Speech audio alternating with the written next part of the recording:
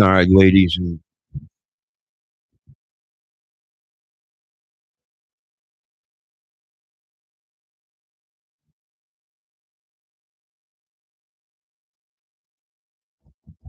check, check, check, check, check.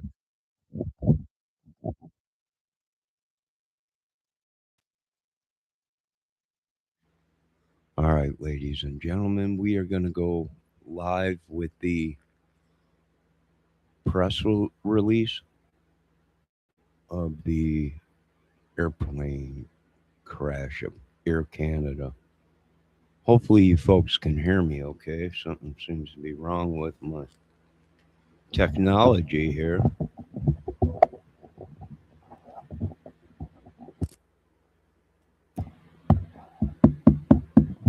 Check, check.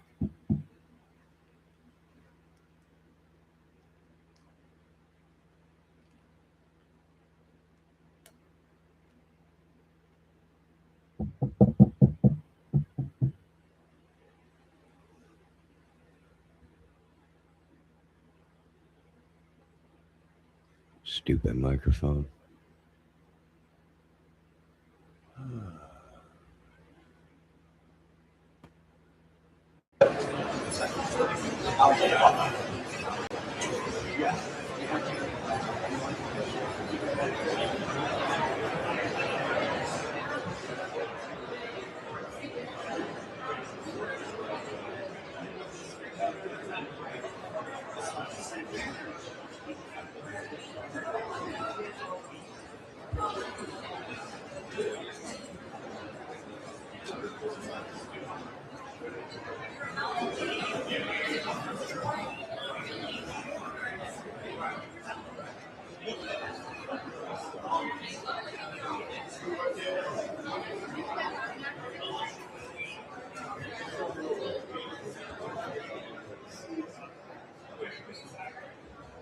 Anything else right now?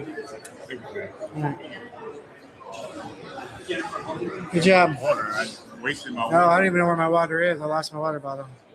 Well, I finished it and threw it in the trash. Maybe mine's in the car. I hate to lose that water bottle.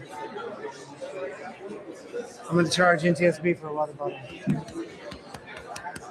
Maybe it's still in the car. Maybe I left it in the car. Yeah. Noise is just everyone chatting. It does echo. Not necessarily the people walking by. It does echo. I think that when we get started. Yo, Miss Fox, Test one, can you hear test me two, okay? test 1, 2. Got a little something going on with my headphones, I think. If I had command presence, I could get everybody to shut up for a minute. What's up, Debbie? Can you hear me? You want to test the sound? No, I can hear it. Hey, everyone. If I can get your attention for a second. Everyone, can I get your attention, please? Can I get your attention? We want to get a room tone without us talking. We just want to get the traffic talking, their traffic, just so we can see how loud it's going to be in here, since we're in such an echoey room. So just 10 seconds of The silence. reverb is big in that room. I can hear it.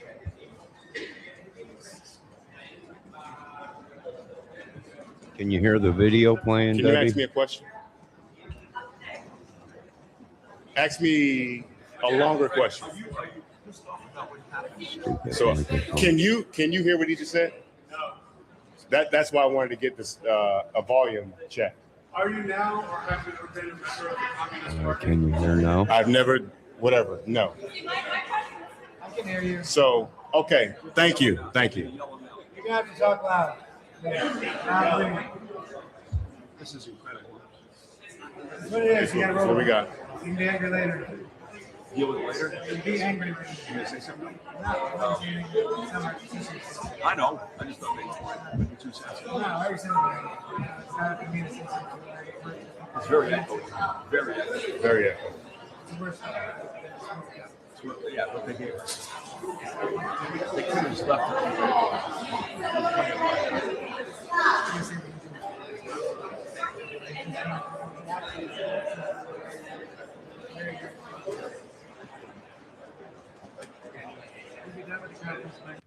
So in terms of, what data we use for R365 to find savings and drive the P&L, so it comes in a number of different ways, one of which He seems very loud. All right. Yes, very rude, Debbie.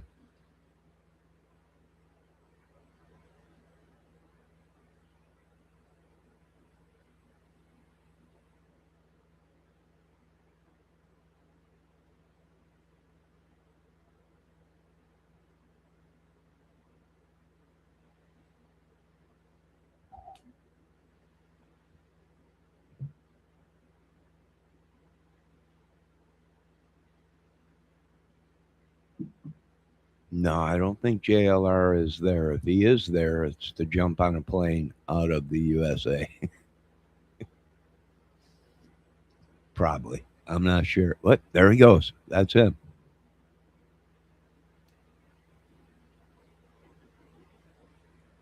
Yeah, something's up with this microphone or headphones or something. Can't even hear myself think.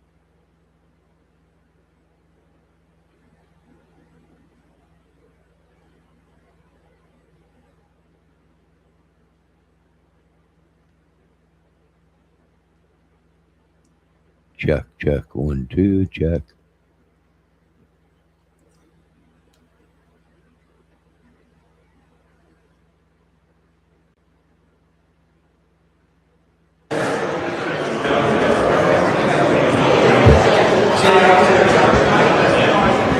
One, two. 3, 1, 2, 1, 2. 3, 4, 3. It's low.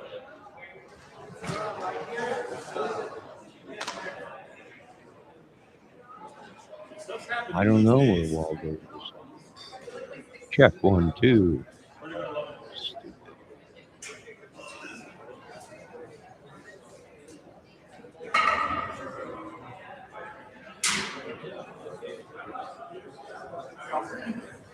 Oh, that's beautiful. Okay.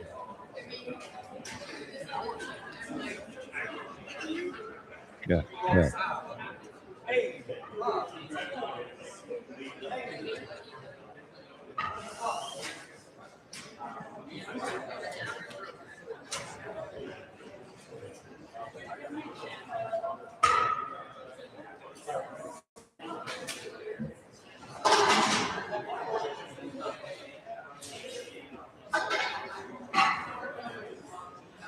I think I'm way behind.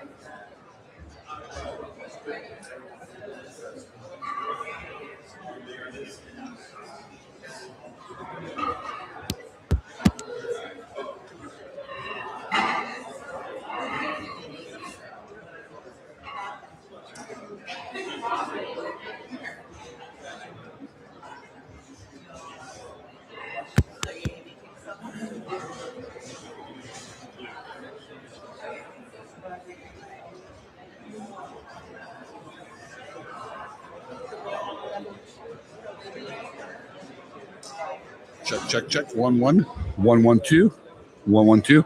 Audio test 1 2 1 2. Audio test 1 2 3 4.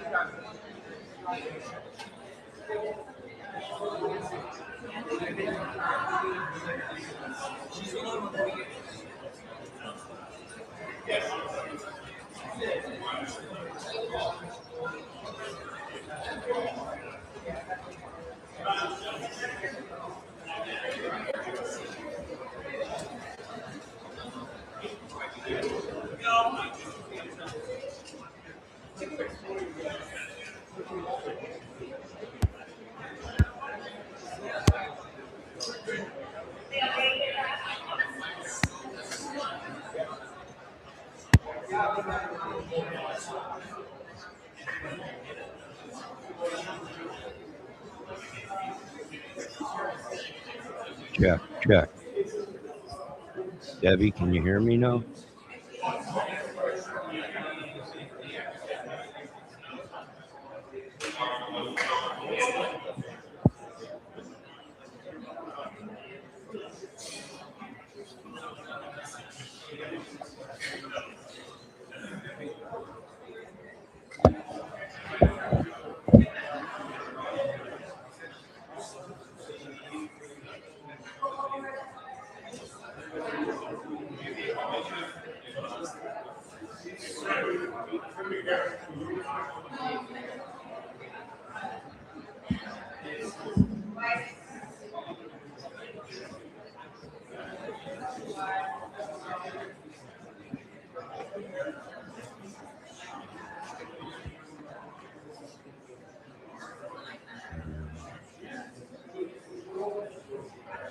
Check, check, check, check, check. Okay.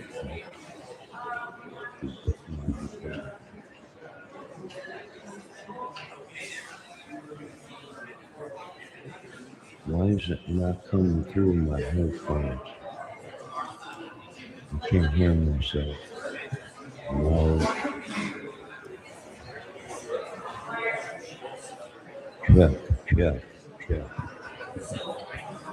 Check, check, check.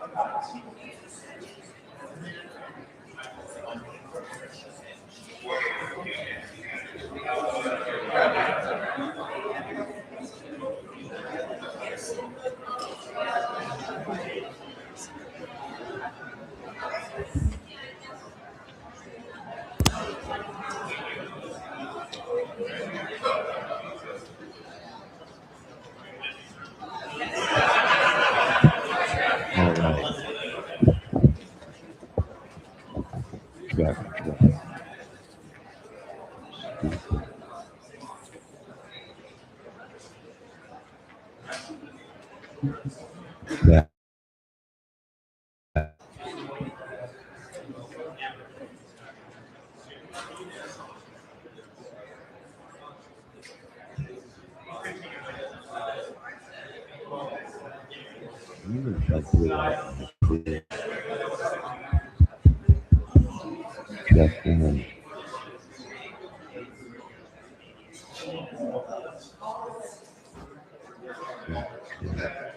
Check. Okay, there we go. Oh, okay, I see what's wrong.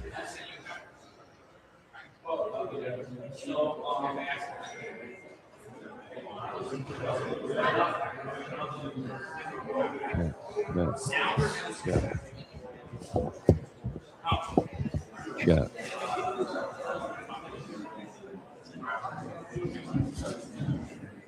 All right.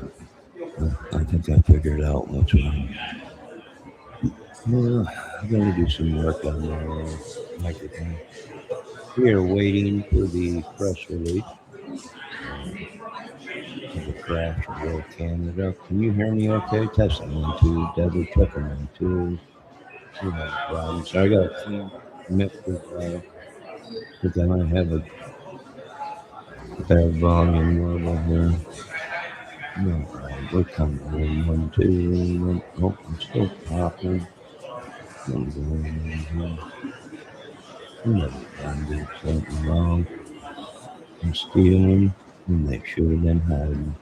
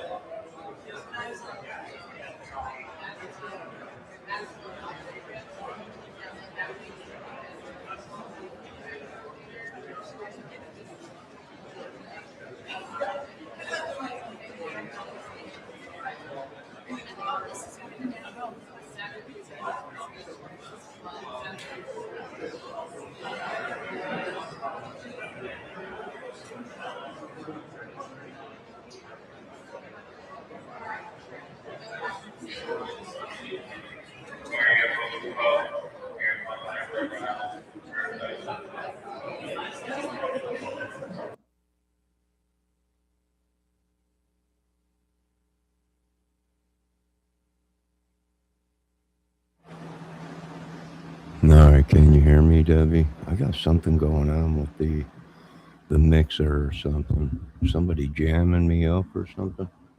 Jamming me? Somebody might be jamming me, Debbie.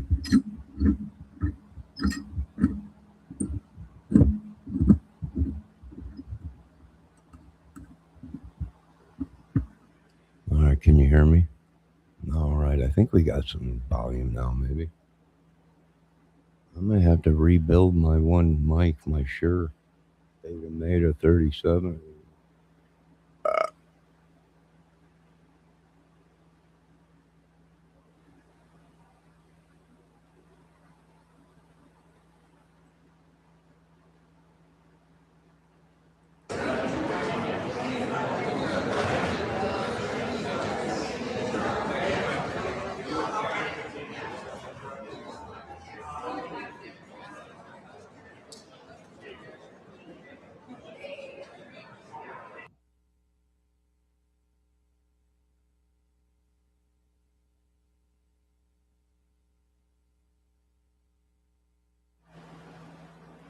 This might be a while.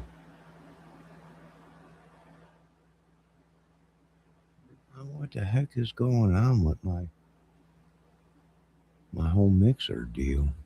It's like the volume went out on everything. Or something wrong with the mic cable or something. I went to go pull the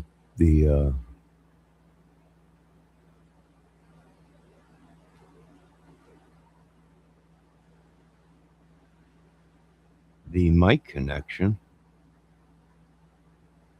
from the TSR cable, and the bottom of the microphone came out with it. And the wires, I wonder if I might have disconnected. Let me see if these are even connected. That's connected.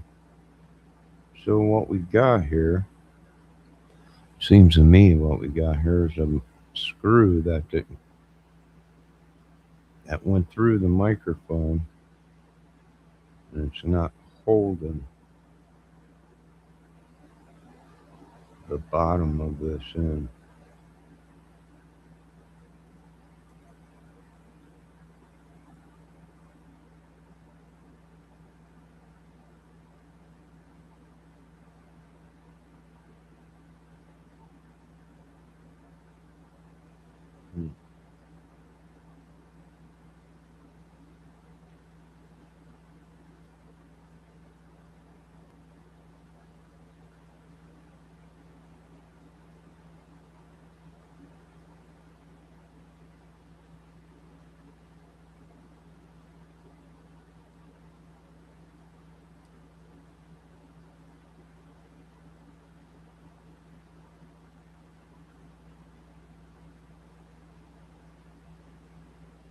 All right, did a screw fall out?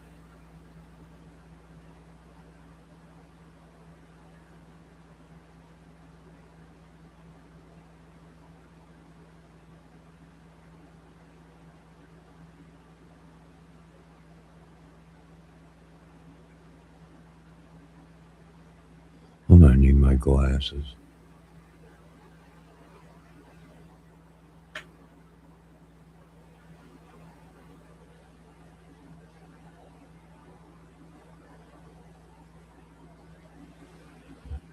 Stupid microphone. Now it's popping like crazy. Check, 1, 2, check. Poperation. A lot of popping going on. Pop, pop, pop. Figaro. Do, re, mi.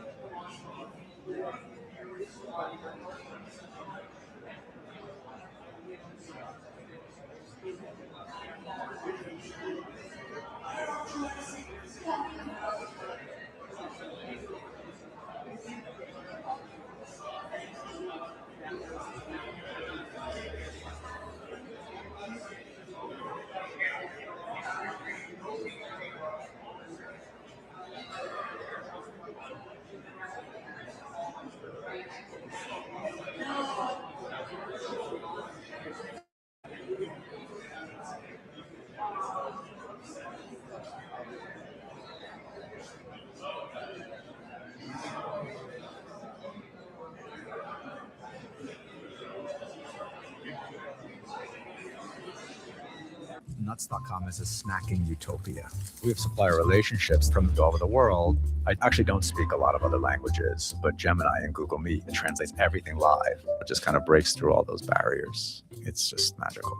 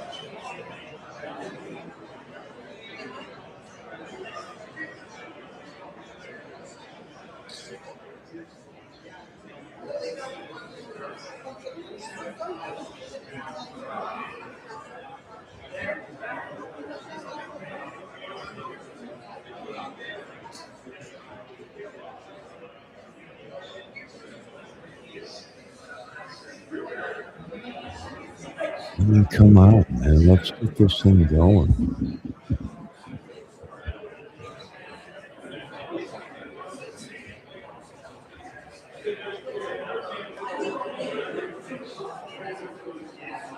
What do we got?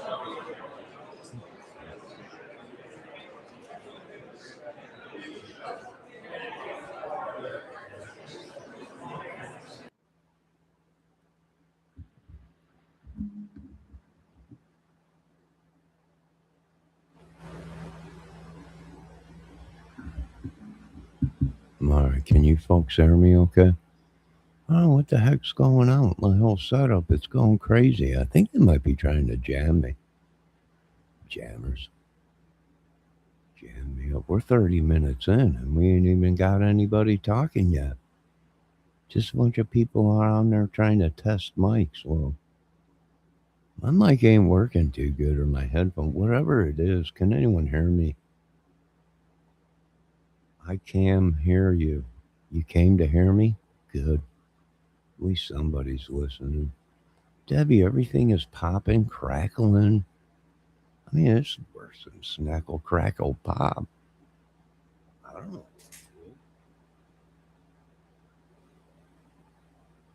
I mean, here I am, just a poor boy trying to put on a YouTube channel. For some reason, everywhere I turn, I get people trying to sidetrack me from covering the stories.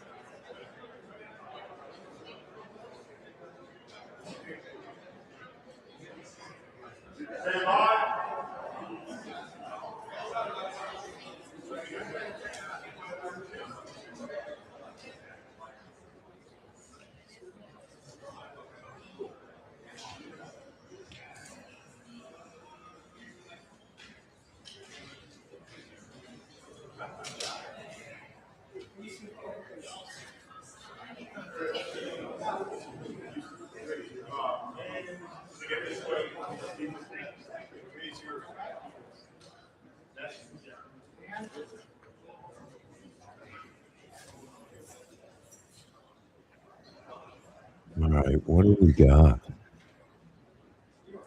Do we have anything that works? All right, here are they coming? What do we got for them? Check.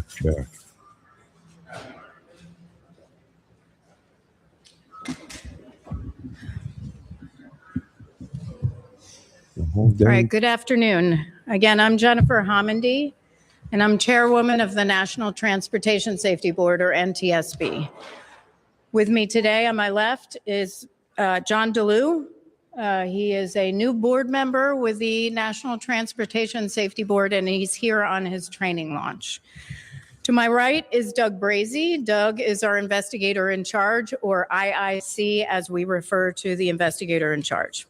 Again, he's a senior aviation accident investigator that has been with the board for 34 years.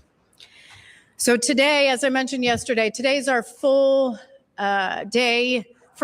first day on scene, and we have a lot to cover. In fact, we started the morning with a 2-hour meeting just to organize our investigative groups and walk through what we needed to accomplish today.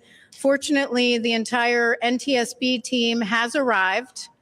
Like I said yesterday, we had significant delays with investigators getting here due to backups of TSA lines. And in fact, I understand that this press conference had to move because the lines were actually wrapping around the building.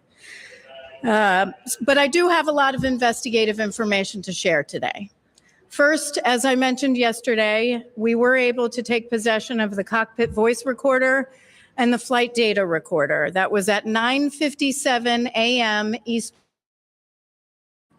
Our local investigator, had immediately began a trip down to our headquarters in Washington, D.C. to take the CVR and FDR to our labs for downloading and for analysis. We do have some preliminary information to share from the final 3 minutes of from the cockpit voice recorder. And again, I just want to say it's preliminary and is subject to change. And for that, I'm going to turn that piece over to Doug Brazee. Thank you, Madam Chairwoman. The airplane was equipped with an Acron Aviation model Survivor 2.5 cockpit voice recorder and an Acron Aviation model FA2100 flight. The cockpit voice recorder contained more than 25 hours of good quality audio across 4 separate channels. The flight data recorder contained approximately 80 hours of data and recorded more than 400 parameters. The NTSB will convene a cockpit voice recorder group scheduled for tomorrow at the NTSB headquarters in Washington, D.C. to review the accident flight recording and produce a written transcript. The following is a summary of events captured on the cockpit voice recorder during the final 3 minutes of the recording. All times are referenced to the end of the CVR recording. 3 minutes and 7 seconds prior to the end of the recording, the approach controller instructed the airplane to contact LaGuardia Tower. At 2 minutes and 45 seconds, the flight crew lowered the landing gear. At 2 minutes and 22 seconds, the flight crew checked in with the LaGuardia Tower. At 2 minutes and 17 seconds, the LaGuardia Tower cleared the airplane to land on runway 4 and advised that they were number 2 for landing. At time 1 minute and 52 seconds, the flight crew set the flaps to 30 degrees. At 1 minute and 33 seconds, the flight crew set the flaps to 45 degrees. At 1 minute and 26 seconds, an electronic 1,000 call out occurred from the enhanced ground proximity warning system, indicating that the airplane was 1,000 feet above the ground. At 1 minute and 12 seconds, the flight crew confirmed that the landing checklist was complete. At 1 minute and 3 seconds, an airport vehicle made a radio transmission to the tower, but that transmission was stepped on by another radio transmission, and the source of who made that transmission has yet to be identified. At 54 seconds, the flight crew acknowledged that the airplane was 500 feet above the ground and on a stable approach. At 40 seconds, the LaGuardia Tower asked which vehicle needed to cross a runway. At 28 seconds, Truck 1 made a radio transmission to the tower. At 26 seconds, the tower acknowledged that radio transmission.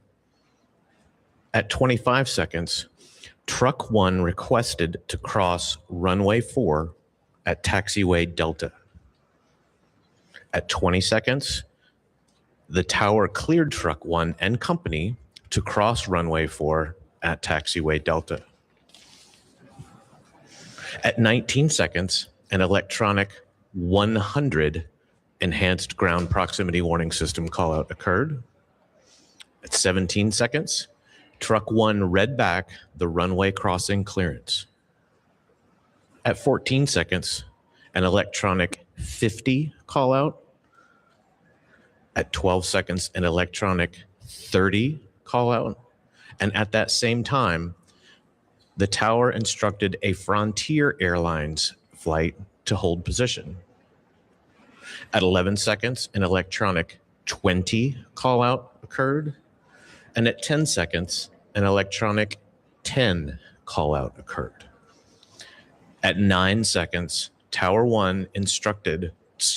tower instructed Truck 1 to stop. At 8 seconds, there was a sound consistent with the airplane's landing gear touching down on the runway. At 6 seconds, there was a pilot transfer of controls from one pilot to the other. And at 4 seconds, the tower again instructed Truck 1 to stop. At 0 seconds, the recording ended. Thank you, Madam Chairwoman. Mr. Brazy had mentioned that 6 seconds before the end of the recording, the pilot transferred controls. We do know that the first officer was flying and transferred control to the. All right. So what it looks like to me is it ain't pilot error. It was tower error. So I don't think you can blame the pilots on this one. I mean, air traffic controllers should have been hearing them call outs, you know, of they were approaching the once they were so low, it's much like takeoff. You know, they're determined to land. But at that night, they said it was kind of foggy and misty, so maybe they couldn't see it. I don't think so. I just think they thought they can cross fast enough or something, or I don't know how this happened, but it definitely wasn't pilot error because they had the right to land.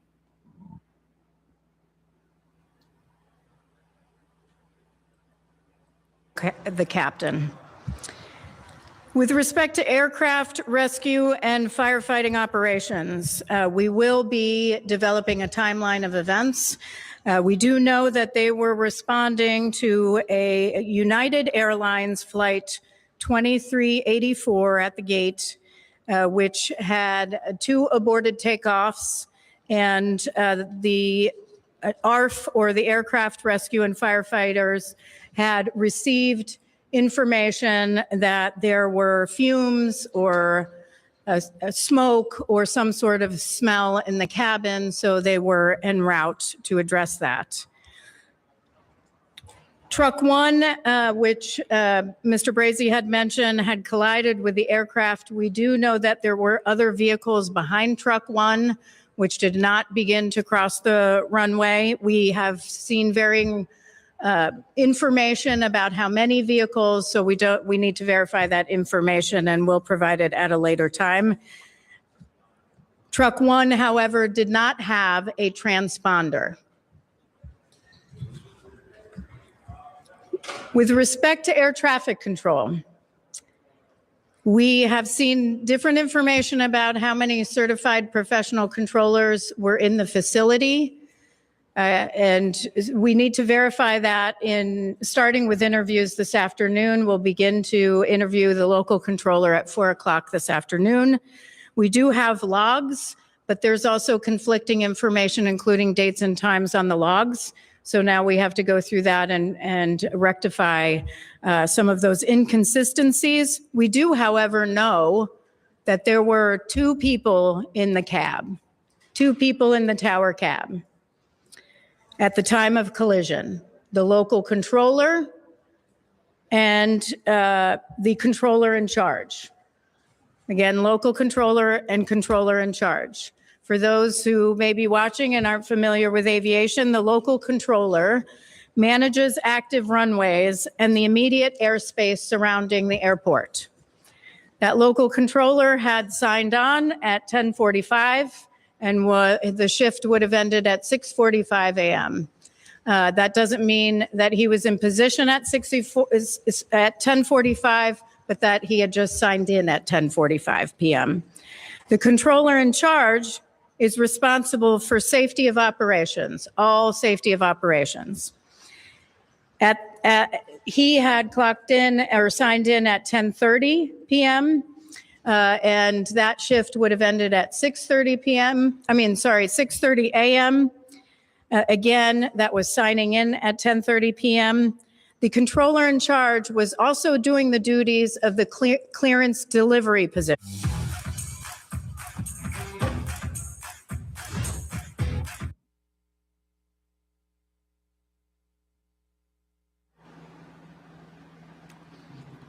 Sounds like somebody made a boo-boo.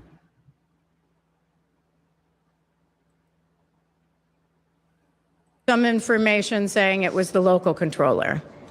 The ground controller duties are that they manage all aircraft and vehicle movements on the taxiways, and that generally excludes active runways. So these 2 positions were combined into 2 positions. And what we do know is that that is in the standard operating procedures for LaGuardia. It's for the midnight shift. It's also common practice across the national airspace where you would have 2 controllers in the tower cab during the midnight shift. The midnight shift, as a reminder, is one that we have many times at the NTSB raised concerns about with respect to fatigue. Again, I do not know. I have no indication that was a factor here, but it is a shift that we have been focused on in past investigations. Now, we also know, as I had mentioned yesterday, that LaGuardia has ASDX. ASDX is a runway safety system which allows air traffic controllers to track surface movement of aircraft and vehicles. Yesterday, I mentioned that we requested from FAA the ASD replay of the event. That is a replay of the display of information that would have been available in the tower cab.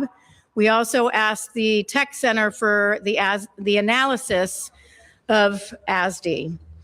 Their analysis shows that the ASDX system did not alert. The analysis, and I'm going to quote the analysis here. I will repeat it a second time. ASDX did not generate an alert. Close proximity of vehicles merging and unmerging near the runway, resulting in the inability to create a track of high confidence. Again, the analysis is, quote, ASDX did not generate an alert due to the close proximity of vehicles merging and unmerging near the runway, resulting in the inability to create a track of high confidence. Now, I saw the replay, and there were 2 targets, so radar, because there's no transponder, you have radar. So 2 targets with radar returns on taxiway Delta. What it looks like on a replay are two blobs on taxiway Delta. We also don't see any of them go in front of the plane on the runway. We do also know from the replay that the runway status lights were functioning according to the replay, but we still have to verify that with tech ops from the FAA. Now, I do want to address one thing, which is reports of distraction. I have seen a number of reports from press about distraction, whether there was distraction among controllers. Look, I would caution pointing fingers at controllers and saying distraction was involved. This is a heavy workload environment. You had a United Airlines flight. We still have to determine what happened at shift change, which was around 10:30. We have to determine who else was in the tower and the facility and available at the time. We know that controller was still on duty for several minutes afterwards. Normally, they would be relieved. We have questions about that. Was anybody available to relieve that controller? We don't know that yet. We also have questions about what else was occurring, what other traffic they were dealing with at the time. So one thing I will close with before I take questions is we rarely, if ever, investigate a major accident where it was one failure. Our aviation system is incredibly safe because there are multiple layers of defense built in to prevent an accident. So when something goes wrong, that means many, many things went wrong. And so here, that's why we're here. We're here to prevent this from reoccurring, prevent this from happening again. And that's going to take some time. So with that, I will take questions. I ask that you raise your hand, state your name and your affiliation.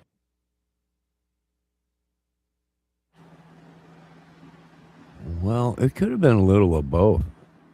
Man error and electronic error, because you're saying that your ground radar did show two blips on the runway, but they never moved off of the runway, so, or went across the runway. So yeah, when one thing goes down, it all goes down. So was it man-made error? I mean, they still were able to control things, but somebody wasn't listening, or maybe somebody was jamming something around there. They didn't get, you can hear the flight control guy saying numerous times for the truck to stop. He keeps saying, stop, stop. So, did he not, why didn't the radar pick up the fire truck coming through? Why didn't the fire truck see a 747 on a runway coming towards them with giant headlights on it? This is common sense, right? But something ain't right. We got two giant headlights coming at us like a freight train. Maybe you should back up.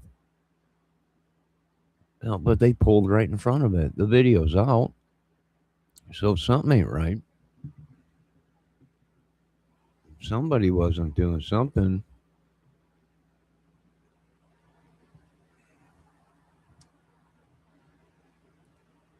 I don't know if they're on a different channel. Maybe they switched channels or something after they gave him the okay to cross the runway.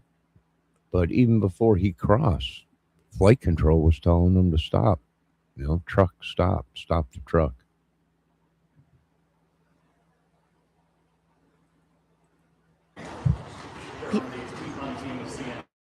Given the fact that combining control positions has been a factor in previous incidents that you've investigated, including the DCA data, what would you say now that you know that people were combined in the control pallet path on Sunday night? Is that a safe practice? And does it make you upset that the positions were combined? So there's a little bit of a difference in the question is on combining positions, because we saw the combining of positions in the mid-air collision that occurred near Ronald Reagan Washington National Airport about a year ago. Our understanding right now, and again, this is preliminary and subject to change. Our understanding is that in the DCA midair, there were procedures followed, a list like traffic volume, staffing available, training, workload that was considered in order to combine positions like the helicopter position and the local control position in DCA. In this situation for the midnight shift, it is standard operating procedure that they only have two on duty, and those two perform the duties of other controllers. That is our understanding right now. However, we're going to further dig into that as part of our investigation. Certainly, I can tell you that our air traffic control team has stated that this is a concern for them for years, that they have.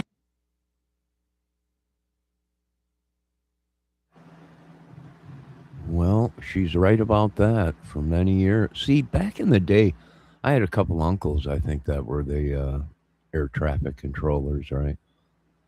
They were allowed to work for so many days, and then they had to have so many days off. But see, all that has changed from the 80s and the 90s and stuff, when they were doing it. But there's the thing, you got one guy doing two jobs. Right, you got one guy that's handling the plane radar, and then also he's handling the ground radar and the trucks. So you got, and then you have one guy behind him that is watching everything he's doing, which it should be a supervisor who's in control of everything. Right, he's overlooking everything.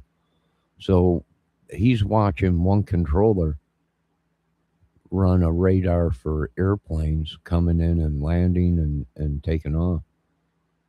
But he's also running the ground crew too, answering them calls. So maybe a little understaffed.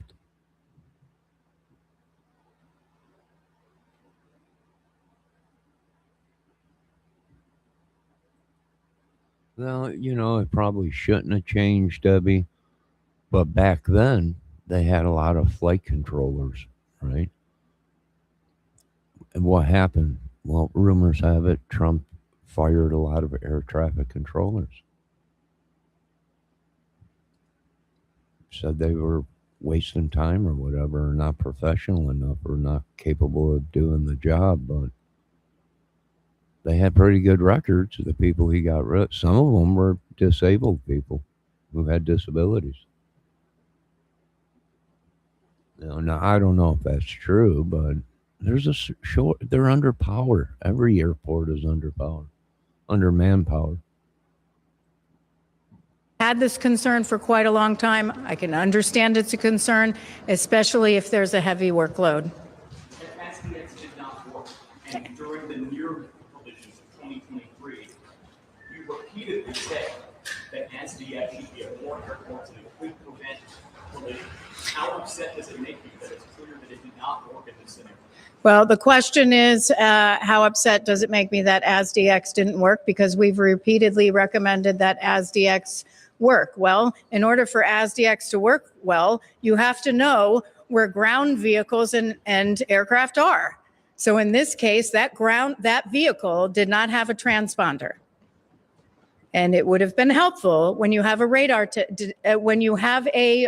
radar target. It does not provide you with the information that you need like it would for an aircraft as a controller. Yes. Jackson Roscoe with Global News Canada. Is there any indication from the voice or data reporters that the pilots saw the fire or where they were from? Is there any indication from the CVR that the pilots saw the fire truck on the runway? I don't have information at this time on that. However, we are doing further analysis on our cockpit voice recorder We have a group that we have formed that will analyze the CVR. And part of when they analyze is they will talk in the group about what they're hearing, what they've heard, any sort of background noises, and then we'll release that publicly. So we'll know more then. Chair Hamidi, Andrew Siff from NBC 40 North WNBC TV.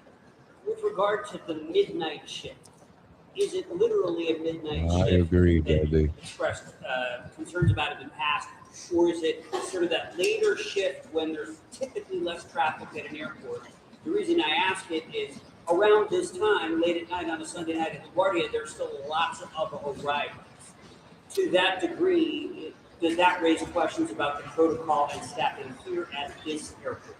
Well, so the question is about the shift, and are we just concerned about that shift in the past, or would there be other shifts? And does it make sense to have two controllers in the cab with such a busy airport, and this be sort of standard operating procedures and common practice across the national airspace? I think I restated it accurately and have now forgotten what you asked me. But on your standard operating procedure, on the standard operating procedures, look, LaGuardia is 900 flights, I believe, per day. That's pretty substantial. It's not the same as other airspace or. Wow. Close to 1,000 planes a day. Yeah, pretty crazy. I'd say he's overbooked or under manpower. This is one job you have to be sure of, have thousands of lives on hand. Oh yeah. Oh yeah. Oh yeah, I'm 100%. Pretty soon though, it'll all be done by computer, and that'll probably that might help, right? I don't know, maybe not, right? You'll still need a human on board, but these computers today and radar systems will be designed where it's impossible to collide another plane. I mean, there's talks of what we could do. We could put some kind of a box on the plane that is ran by a computer that actually, I think it's already designed that way, but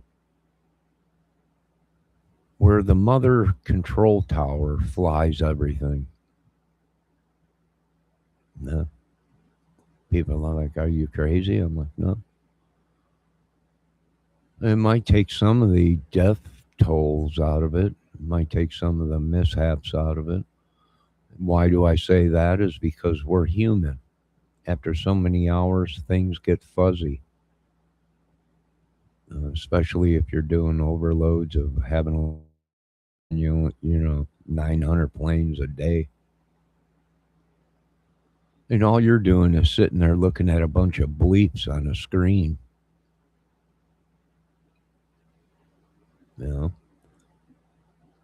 Things get blurry. Next thing you know, things are missing. You need humans on it, but the computers are supposed to keep the humans from making errors, but they're not using the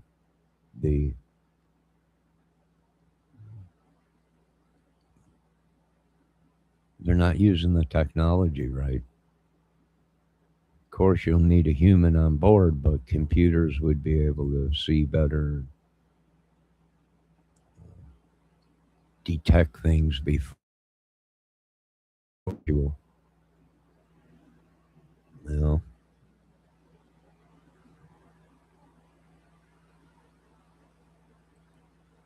Other airports across the national airspace. That's certainly something we will look at as part of this investigation. How that would that make sense? Why would that make sense at LaGuardia? We will. That is part of our analysis in this investigation. And what was the other one?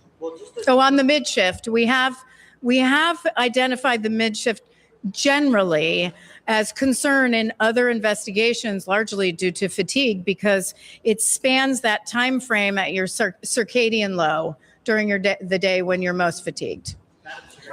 Yes.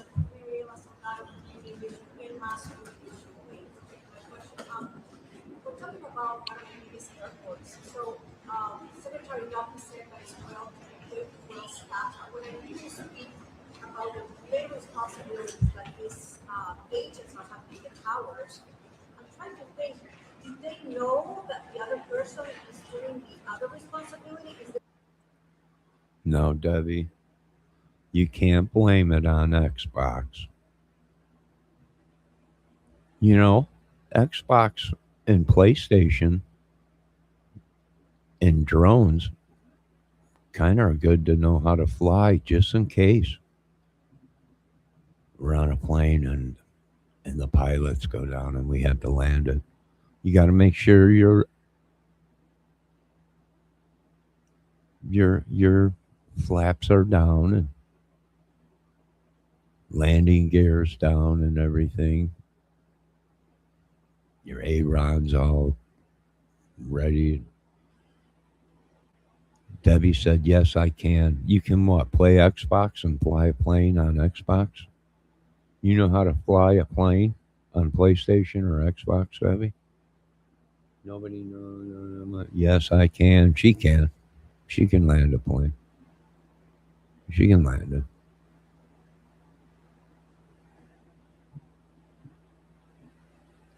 Debbie says she's got adult kids and know exactly what they do. Unbox. Wow.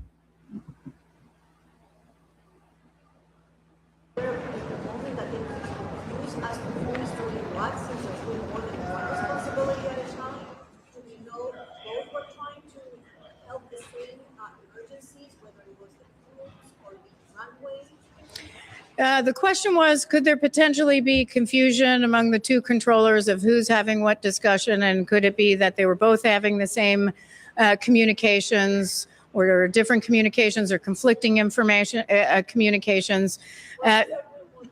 Since that I can't answer that right now because that's something we have to investigate as part of this accident scenario. Those are the exact types of questions that we'll ask when we interview the controllers, both the two that were in the cab at the time and the other controllers that may have been on duty, either and include previously or after that. One thing I want to do is come back to something that Pete asked about, which is controllers and the information they should have. And ASDX in our past recommendations, controllers should have all the information and the tools to do their job. All the information they need. We've recommended ASDX, but you have to have information on the ground movements, or, you know, whether that's aircraft or vehicles moving on the airport, in taxiways, on runways. They should have all the information. This is 2026. You know, the secretary talks about upgrading our air traffic control system. We have an old air traffic control system. This is why he talks about that. We need to upgrade, but we also need to improve safety across the airspace. Well, here it comes.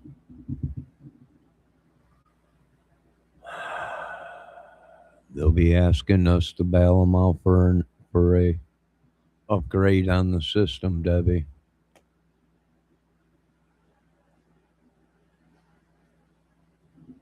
I have a bad feeling. Is she telling the truth? Yes. It should have been upgraded 50 years ago. But it got by. And in the aviation world,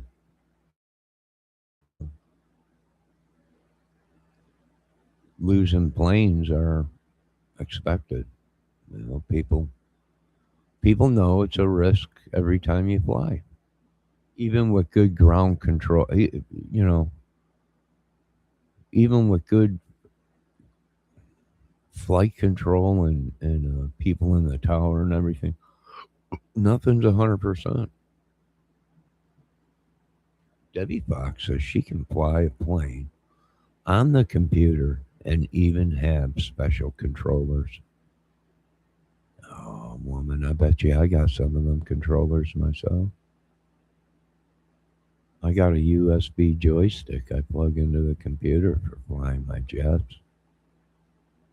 It's called the X23 3000. Yeah, you probably don't have anything like that. Yeah, I got that for PlayStation or the computer, I think. Either PlayStation or the computer.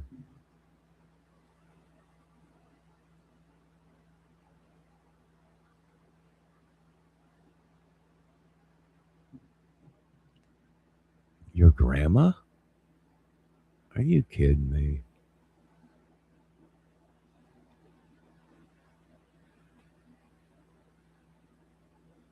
It's not just air traffic control, it's safety all around. Yes. Chairperson, that shows a different news day. I'm wondering, is it common for ground vehicles to have sponsors? And second, what does it mean that a transmission was stepped on? Okay. With respect to transponders, the question is it common for ground vehicles to have transponders? I don't have the latest figures on that. I would suggest speaking with the Federal Aviation Administration on that, or you can contact Eric and we'll get back to you on numbers. Should they? Well, somebody, I hate to say it. I mean, I don't want to be an idiot or anything, you know. But somebody had some way to talk to the tower because it was the fire truck that called for clearance. Somebody knew what was going on. Are you telling me the fire trucks are driving around out there and they don't have a radio to the tower? How are they talking to someone to ask for clearance if they can go across the landing strip? That don't make sense. Somebody had some way to contact them. It's just somebody wasn't listening. And they weren't being visual because you could see on the video that the dang truck pulls right out in front of them. Can you not see a 747 coming at you? I have no idea. All the runway lights were working. They said everything was lit. You could see it. You could see the fire truck lights going. They were already on the ground. Runway to stop. And the thing pulled out in front of them. So someone didn't see. Something was off. Either radar, radio was shut off, or someone jamming. Something happened. All right, ladies and gentlemen, we are at 1 hour. We are going to end this. Debbie, I want to thank you for stopping in. God bless your little grandma. God bless her little heart. She taught classes, folks. No, I want you folks to have a great day. Oh, the flag is beautiful. Look at it blowing in the wind. Oh, there you go. You know, I got to get a Led Zeppelin flag or like a rock band flags, Debbie. Do they make them? Get like Aerosmith or something. Make it Aerosmith headquarters. Give me a Guns N' Roses or something flag. I'll have to see if they do make them. I wonder if I should put up the British flag too, Debbie, underneath the American. Have two flags going at once. Yeah. All right, you folks have condolences to the lives. I would say a cross between made error and lack of manpower and technology, maybe. Someone get them fire trucks some radio so they can talk to the tower. And you folks have a great day. It's chilly out today. We got clouds the next 3 days, I think, or 2 days. So have a good day, and I'll be back. Debbie, thanks for stopping in. Valdez and all the rest.